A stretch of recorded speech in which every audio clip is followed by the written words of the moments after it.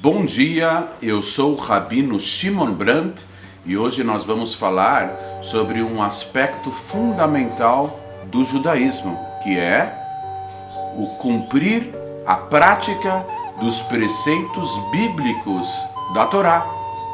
Quando Deus se revelou ao povo de Israel, durante 40 anos ele foi ditando sistematicamente para Moshe, o nosso líder maior, cada uma das 613 mitzvot, preceitos, que são a forma de conexão com o Todo-Poderoso.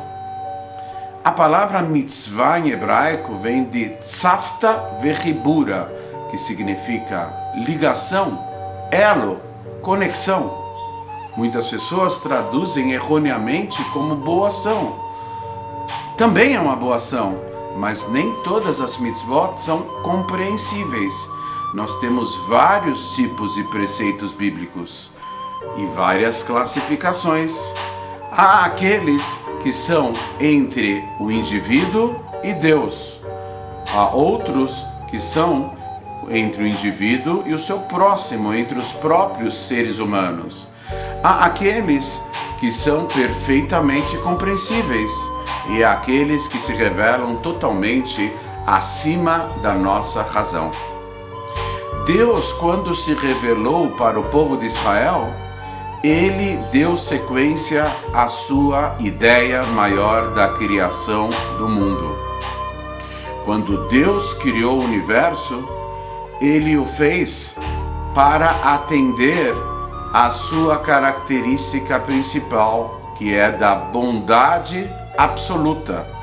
E faz parte da bondade absoluta querer beneficiar, mas para que o bem absoluto, que é Deus, possa beneficiar, tem que existir beneficiários. Por isso ele criou o mundo. Mas o benefício maior consegue-se atingir somente pelo esforço próprio. Por isso ele deu um tesouro, conferiu um tesouro ao ser humano, que é o livre-arbítrio, o poder de escolha entre o bem e o mal. Então, quando nós cumprimos a vontade de Deus, nós temos também a opção de não cumprir ou de transgredir. Então, aí que se revela o nosso empenho maior, que é de nos conectarmos com Deus com esforço pessoal. As mitzvot, elas existem para nós elevarmos o mundo. Nas nossas orações diárias consta que Deus, nas nossas orações diárias consta que Deus, com a sua sabedoria, ele fez o mundo. Mas com a sabedoria não se faz. E no hebraico, com a sabedoria se sabe. Não é igual ao português. No hebraico existe um recurso como perguntar uma pergunta, sonhar um sonho, responder uma resposta e com sabedoria saber. É um recurso gramatical em hebraico que no vernáculo português até soaria estranho perguntar uma pergunta, fazer uma pergunta, Mas vem a Hassidut, a filosofia hassídica, e nos revela de que a sabedoria de Deus perante a sua vontade suprema é considerado um ato físico. Por isso está escrito nos Salmos: Deus, e tudo fizesses com sabedoria. Com sabedoria se sabe, mas em se tratando da vontade suprema de Deus, a própria sabedoria infinita de Deus é considerada uma ação física, um ato físico. Porque há um aspecto do supremo ser, do Criador do Universo, infinitamente maior do que sua própria sabedoria. Qual é esse aspecto? É a vontade suprema de Deus. A vontade de Deus se encontra infinitamente mais elevada do que a sua infinita sabedoria.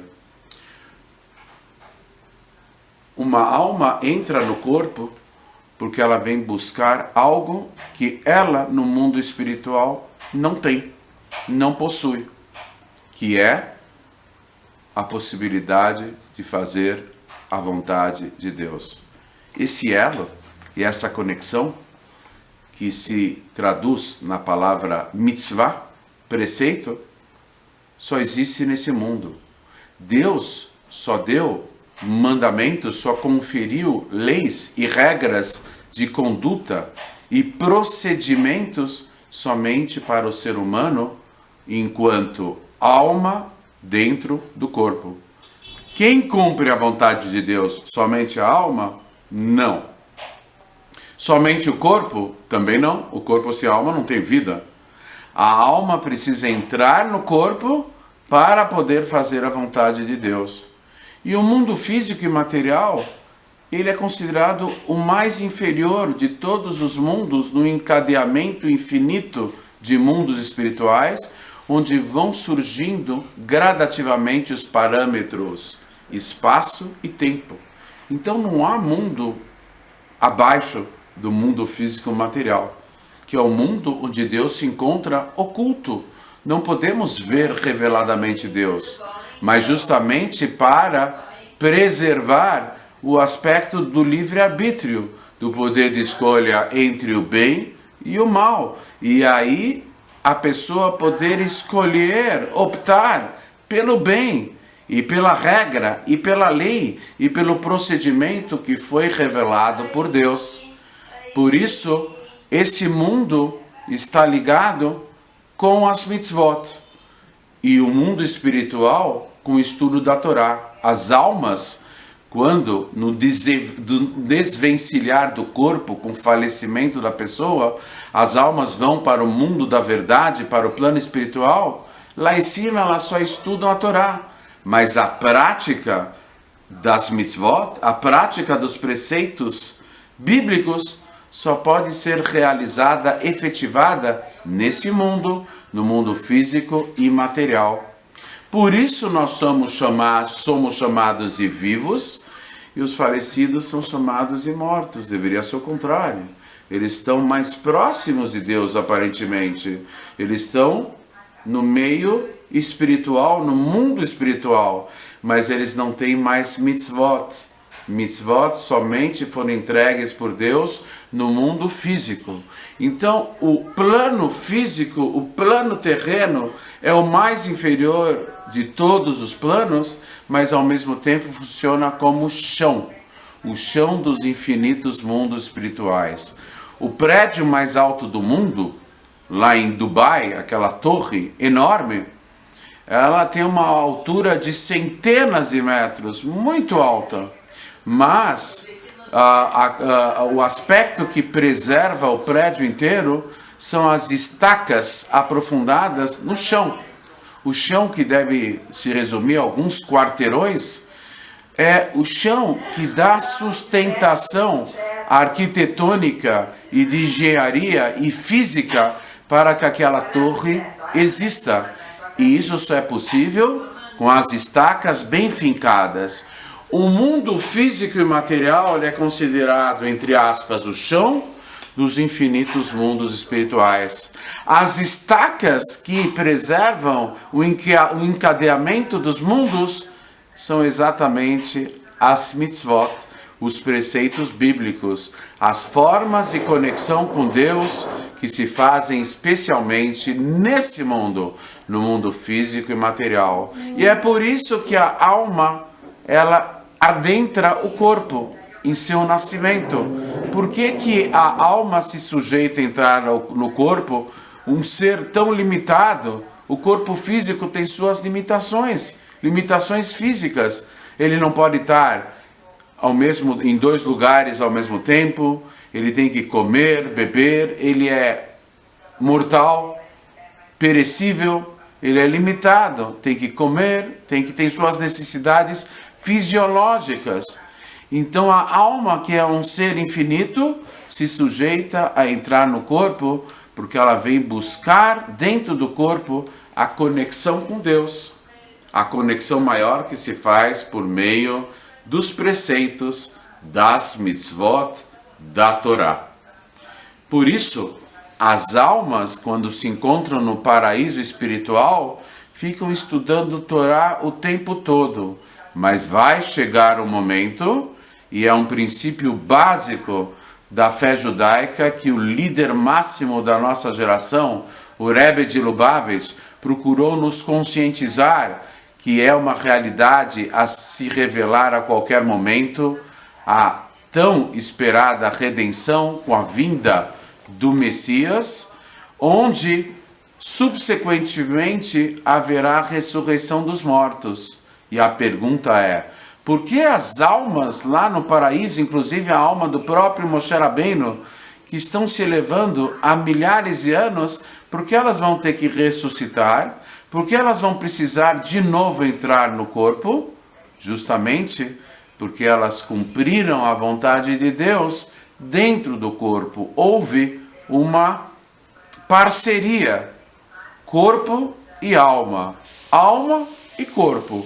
O aspecto físico do corpo e o aspecto espiritual da alma. Justamente as próprias mitzvot, os próprios preceitos, têm o corpo do preceito e tem a alma do preceito.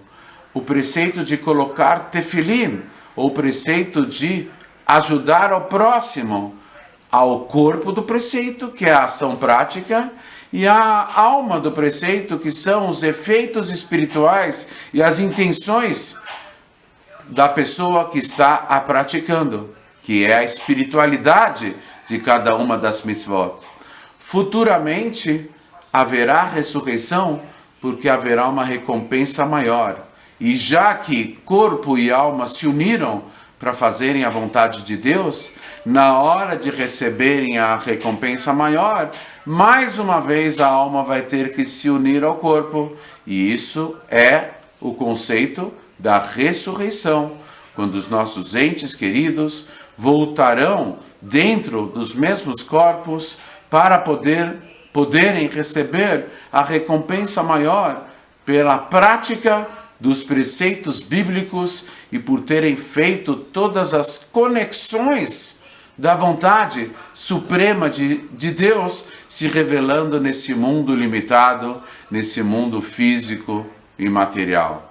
E nas palavras do Rebbe, o líder máximo da nossa geração, isso deverá ocorrer a qualquer momento, quando nós teremos a revelação do Mashiach e logo em seguida a profecia de Isaías, quando Deus removerá as lágrimas e sofrimento de todos os olhos, de todos os rostos, de todos os semblantes, quando essas lágrimas de tristeza e sofrimento serão substituídas por lágrimas de emoção, lágrimas de alegria, lágrimas de intensa felicidade, com a revelação do Mashiach e posteriormente com a revelação do Todo-Poderoso nesse mundo físico e material, a qualquer momento e a qualquer momento mesmo, se Deus quiser.